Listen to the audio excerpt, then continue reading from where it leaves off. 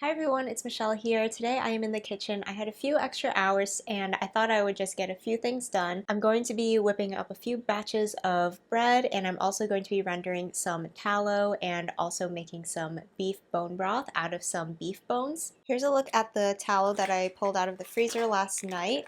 Tallow is basically just rendered out beef fat. And I bought this from a local farm and I thought it was going to be rendered already, but it wasn't. So I'm going to have to do that process. And here are the beef bones that I'm going to be making bone broth out of. The two processes for the tallow and the bone broth do take quite a bit, so since I have a lot of downtime while those things are going, I decided I would also whip up some bread. I'm going to be doing two recipes. I'm going to be making a batch of hamburger buns. Lately I've been really liking hamburger buns, not just for hamburgers but also to use for sandwiches, and this morning I made a breakfast sandwich using my hamburger buns and it was really good. So I want to have a batch of those made. I can stick them in the freezer if we don't use them this week, and they're just a really convenient thing to have on hand to throw together a quick meal. I'm also going to be trying a new bread recipe. I want to try a Japanese milk bread, so that's going to be something new that I'm going to try out today. And that's actually what I'm going to start with because I can get that dough started and let it rise while I am working on the other things. The milk bread starts with a very different process from other breads that I've made in the past. We are basically making a roux out of water, milk, and flour, and we're going to be heating this up until it forms a thick kind of paste. And this is going to go into the rest of the dough ingredients. This is supposedly a pretty traditional technique, and the reason for this is that it produces a really nice texture in the final bread. And it also helps for the bread to stay fresh longer. So I've weighed out all of my ingredients. I did use a scale and weigh it out in grams just because this is a new process for me and I want to make sure I get everything really exact. I usually don't measure my ingredients out this way, but since it's my first time, I thought it would be good to do. So I just have my roux ingredients in a pan and I'm whisking this, and eventually as it heats up, it's going to form into a thicker paste, which is exactly what we want.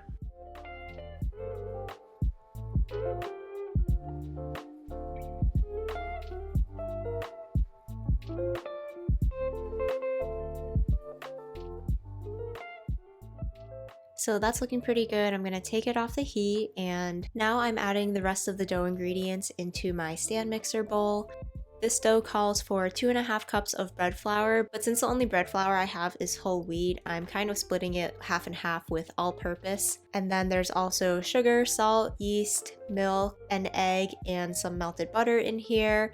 The recipe also calls for 2 tablespoons of dry milk, but I didn't have that, so I'm skipping that. This recipe, like a lot of my bread recipes, is from King Arthur Flour.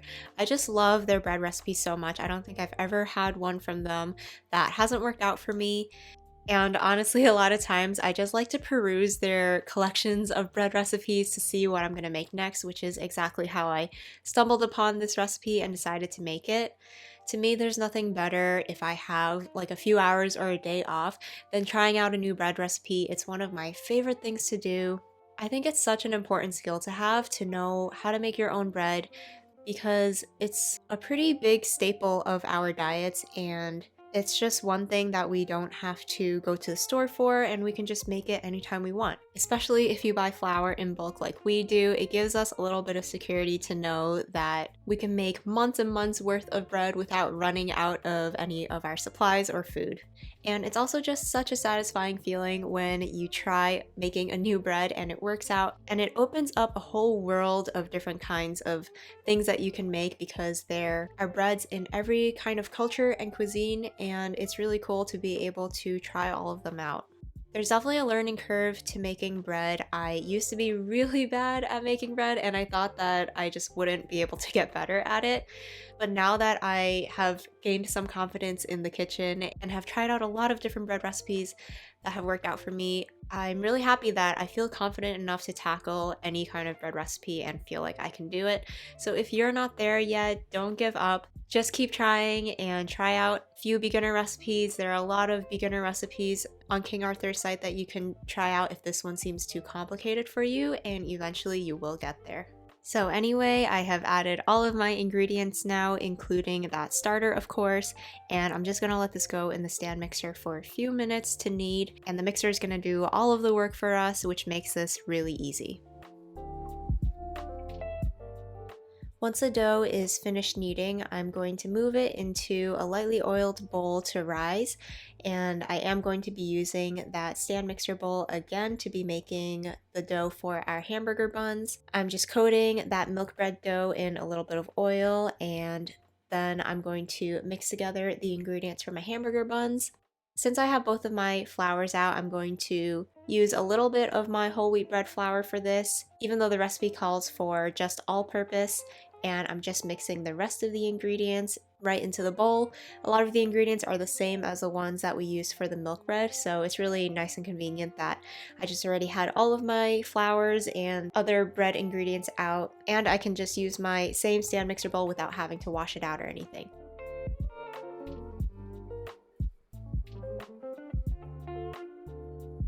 I have definitely shown how to make these hamburger buns before, but I will link the recipe again down below, along with the milk bread recipe, of course. So that just went in the stand mixer again for a few minutes until everything is nice and kneaded, but the dough is still soft and a little bit tacky. I'm coating this in just a tiny bit of oil, and this is also going to rise. Both of these doughs need to rise for about an hour until they're puffy. So since they need to sit there to rise, I can move on to some of the other projects that I'm working on. Next, I'm going to work on rendering out my tallow. So I have this beef fat that I need to cut up into very small pieces in order to render this out.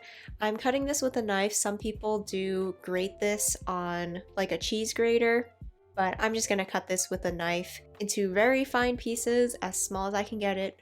The smaller you cut this, the more surface area there is going to be for each of these pieces to release all of that fat that we're trying to render out. So the smaller, the better. This can be quite a messy process. The first time I did this, I did not wear gloves, and it was really hard to wash all of that fat off of my fingers after.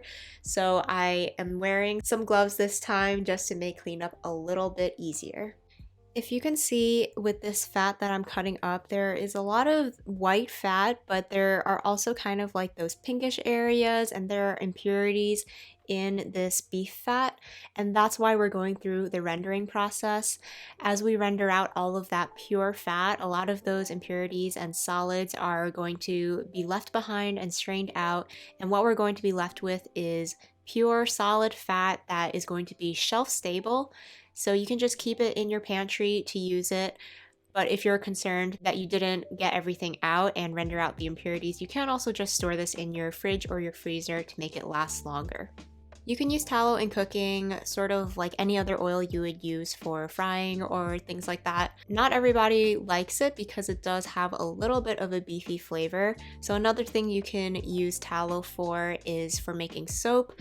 It's really good for making soap because beef fat is actually very similar to our own skin's oils, and our skin can absorb it very easily. It's really nice and moisturizing. And I get a lot of satisfaction in knowing that we are using part of an animal that is not typically used anymore. Traditionally, beef tallow was used a lot. McDonald's actually used to fry all of their fries in beef tallow before it switched to vegetable oil in the 1990s. But these days, people more often gravitate towards vegetable oils. And even though it sounds healthier because it's called a vegetable oil, those oils are actually a lot more processed than beef tallow. We're going through a very simple process to extract the fat from the beef here, but for vegetable oils, a lot of times they will go through a lot of heat and chemical processes to get the oil that we're using for cooking. So personally, I think that this is a much healthier alternative and a great way to be more sustainable with the parts of animals that we are using. This is a very tedious process. It's a lot of cutting, and it can be very tiring on your wrist as well because that beef fat is pretty hard. It's probably like 80% defrosted, but still just a tiny bit frozen in the center and very cold, which is actually the best way to cut it.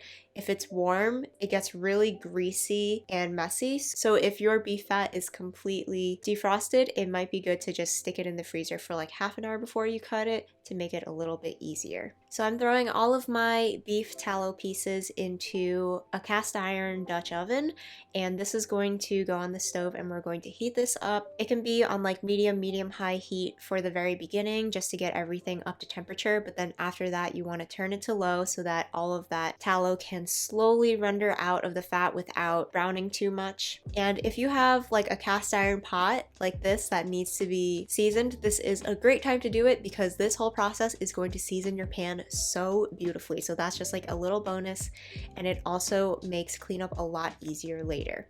By the way, one other thing I wanted to mention is that I did specifically save this project to do on a day when it was pretty nice out, not like really cold or really hot, so that I could have the windows open, because this is something that will make your kitchen smell like beef for a few hours. So now I have this on the stove, and this is going to heat up again over medium heat until it is starting to render out. And again, since we have another thing that's going that doesn't really need a lot of babying, we're going to move on to our next project.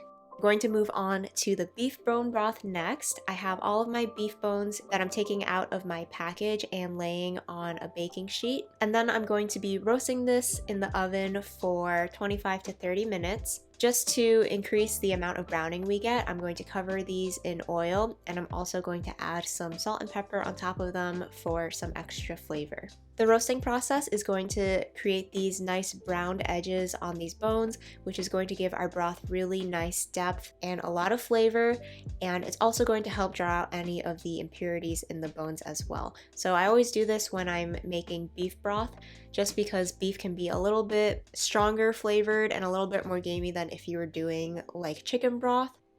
And just like with the tallow, I really like buying beef bones from our local farm because, again, it is just almost like a byproduct of the animal that doesn't get used a lot.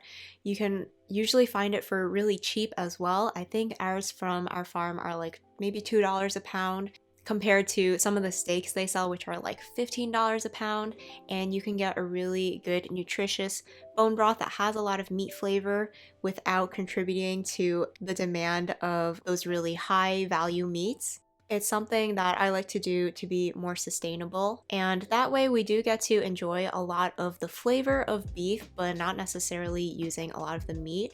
For example, if I was making like a chili, I could use the bone broth that I'm going to end up with here today in there, but instead of using ground meat, I can use a plant-based meat and still have a lot of that meat flavor.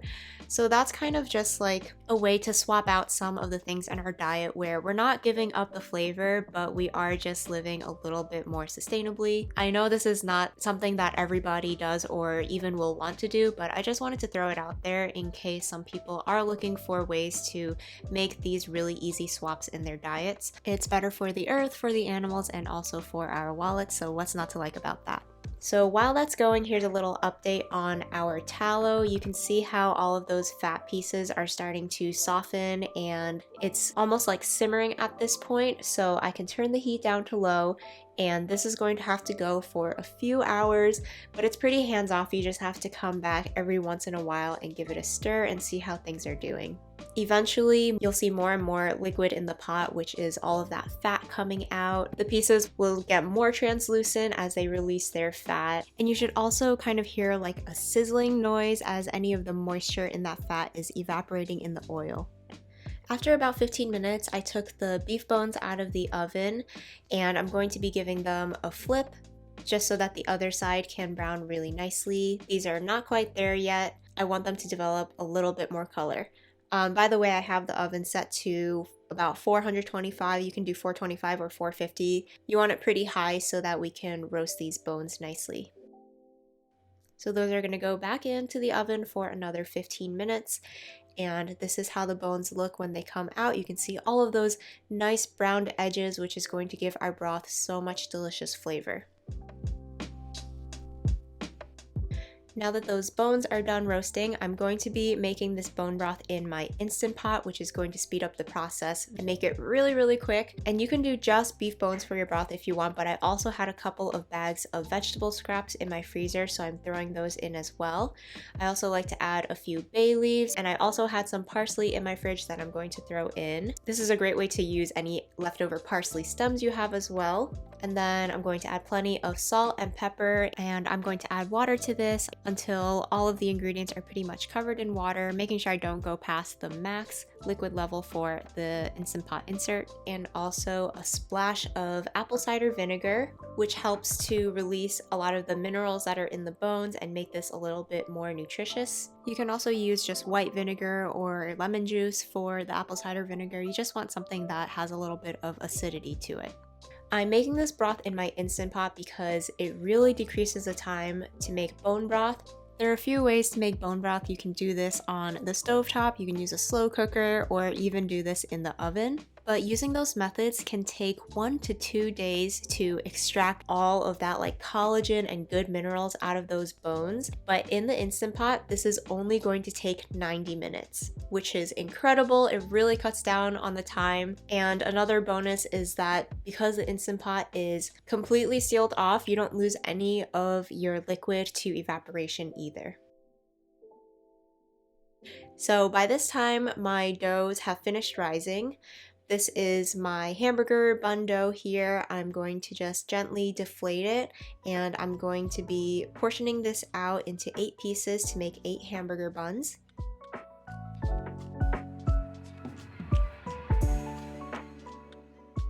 I just like to roll each piece, making the top as smooth and as taut as possible, and then I like to flatten them with my hand so that once they rise, they have a nice wider shape instead of being really tall. And then I'm just going to place them onto my prepared baking sheet. I have a baking sheet with a silicone mat on here, and then I'm going to cover these, and they're going to rise one more time for 30 to 40 minutes until they're doubled in size and really puffy.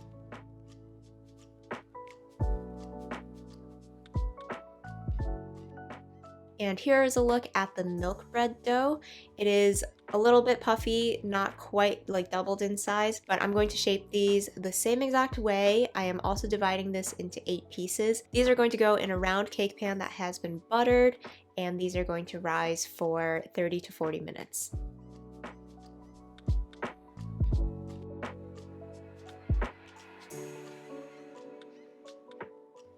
At this point, everything is pretty much just going on its own and doesn't need supervision from me. So I just came back after half an hour after my buns were risen. Here are my hamburger buns. I'm going to be brushing them with an egg wash and covering them with sesame seeds. And I'm going to bake these first, and then I will do the milk buns after.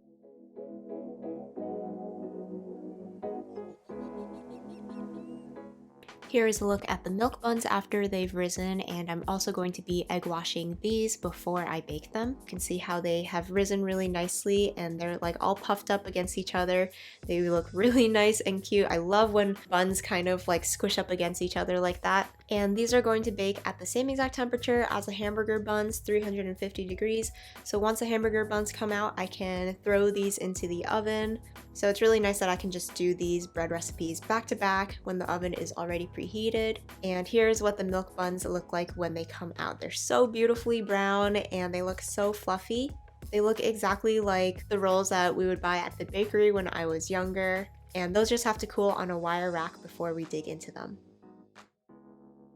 Later that night, I came back to these for a nice snack, and here's what they look like. They are so beautiful when they pull apart, and when I break into it, you can see that really nice, soft, fluffy texture. And I really do think that making that roux in the beginning made a difference. The texture of the dough is really fluffy, but still kind of like dense and rich. And they were just so good. Nothing better than having a snack of freshly baked bread with some butter on it. And when we ate these the next day, they did keep really well. Usually if I make like dinner rolls, they are really good fresh, but by the next day, they're not really that great to eat unless you like heat them up or toast them. But these ones were really good, even just room temperature unheated. They still tasted really fresh. So next I'm going to finish up the bone broth. Here's what it looks like coming out of the Instant Pot. I'm straining out some of the solids here and also skimming off some of the fat as well. I'm putting this into a bowl and I'm going to let that bowl cool down so that I can scrape off that layer of fat that's going to solidify at the top. And then for the rest of this, I can just strain out the bone pieces and put this away in containers. As I take out these pieces of bones, you can see how any of that leftover meat that was on the bones when they first went in, they kind of just like fall right off the bone. Everything just looks like tender and like it's about to fall apart, which is exactly what you want when you're making bone broth, because that means that you've broken down all of that like collagen. And it's really amazing that I was able to get these results in just an hour and a half in the Instant Pot, when in the past this would have been like a multi-day process for me. So if you don't have an Instant Pot, maybe this is reason enough to get one, even if you just use it for broth. I actually got our Instant Pot secondhand from someone who had never used it before, so if you are looking to get one, make sure you check like Facebook Marketplace or Craigslist. There are plenty of people looking to get rid of their Instant Pot, so you can get a pretty good deal on them. So I'm just gonna start filling up my containers with my strained broth, and I ended up with a pretty good amount. I think I ended up with 4 quarts at the end of really beautiful, delicious bone broth. I haven't gotten into pressure canning yet. I don't have a pressure canner at the moment. So right now, whenever I make broth, I just store it in these takeout containers and I stick it in the freezer. And I don't find it too inconvenient to pull out these containers the day before to defrost in the fridge, because I do usually meal plan and I know when I'm gonna use it. But eventually I would really like to learn how to pressure can and invest in one of these. That way I can start processing my bone broth in jars, and then they'll just be ready on the shelf whenever I need them. So that's something that I will eventually get to, but for now this process works well for me. And then finally, the last project we have to wrap up is the tallow, and here's how it's looking right now. You can see how all of those little bits look really like clear and they look really cooked down, and there is so much liquid in the pan right now, which is all of that fat. And one way to know for sure if your tallow is done is to give it a good listen. It should be completely silent, whereas before there was a bunch of sizzling because there was still moisture and water in there that was evaporating and boiling out.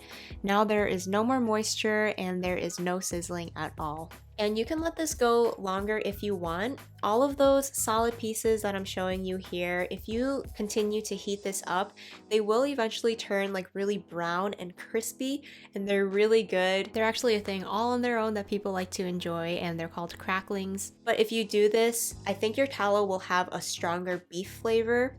So I'm just going to strain this out, and although they're not like completely 100% crispy, I am going to save those cracklings, and I'm just going to throw them anytime I want like a little bit of meat flavor in some dishes throughout the week. So I stored some of my tallow in a mason jar that I'm going to be using for cooking, and the rest of it I am straining out into a loaf pan, which I've lined with saran wrap. That way I can take this out easily and break it up into pieces, and this tallow I think I'm going to be using for soap. Once everything is strained out of the cast iron, you don't want to pour any of this fat down your sink because it might solidify in your drains and clog it up. So I just wipe it out with a paper towel. And the bonus here is that there's actually not really any cleanup to do on this pot, because all of that tallow that was cooking in there is basically just seasoned for your cast iron. So you can see that beautiful sheen of seasoning on there, and this cast iron looks so good now. So that makes cleanup really easy.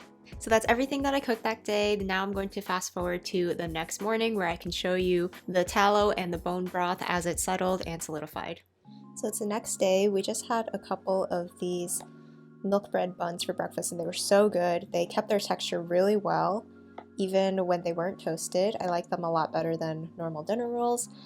And then here is our tallow that has completely hardened now. You can see how it's opaque white. And then same thing with the one in this loaf pan. So now I can just take it off as this slab and store it in a separate container.